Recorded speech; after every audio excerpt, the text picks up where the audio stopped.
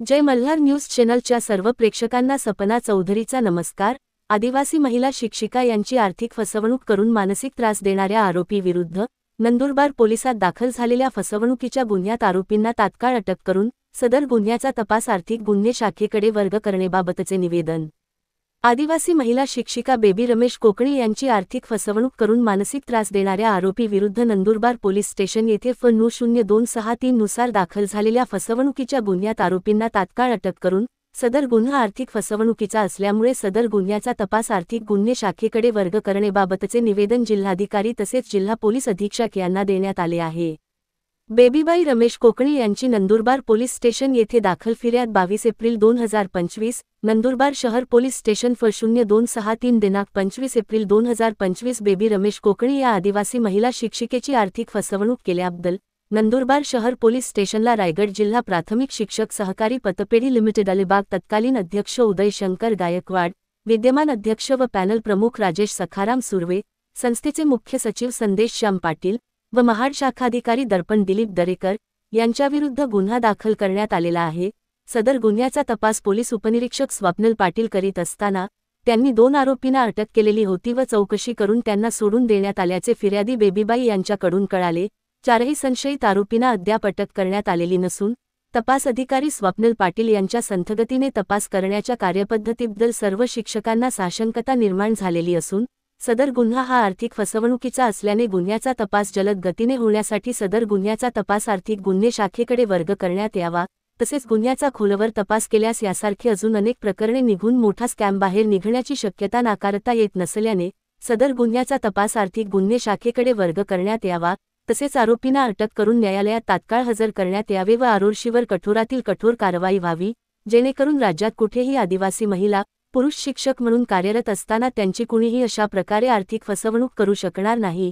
याकरिता या गुन्ह्याचा तपास जलद होण्यासाठी सदर तपास आर्थिक गुन्हे शाखेकडे वर्ग करण्याची मागणी दीपक वसावे, बेबीबाई कोकणी, जितेंद्र चौधरी यांनी जिल्हाधिकारी व जिल्हा पोलीस अधीक्षक यांना देण्यात आलेल्या निवेदनातून केली आहे। सपना चौधरी, जय मल्हार न्यूज, नंदुरबार। आदिवासी महिला शिक्षिका बेबी रमेश कोकणी यांची आर्थिक फसवणूक करून मानसिक त्रास देणाऱ्या आरोपी विरुद्ध नंदुरबार पोलीस स्टेशन येथे FIR नंबर 0263 नुसार गुन्हा दाखल करण्यात आलेला आहे। आरोपींना तात्काळ अटक व्हावी। सदर गुन्हा आर्थिक फसवणुकीचा असल्यामुळे सदर गुन्ह्याचा तपास आर्थिक गुन्हे शाखेकडे वर्ग करण्यात यावा, यासाठी आज आम्ही SP ऑफिस आणि माननीय कलेक्टर ऑफिस या ठिकाणी निवेदन दिलेलं आहे।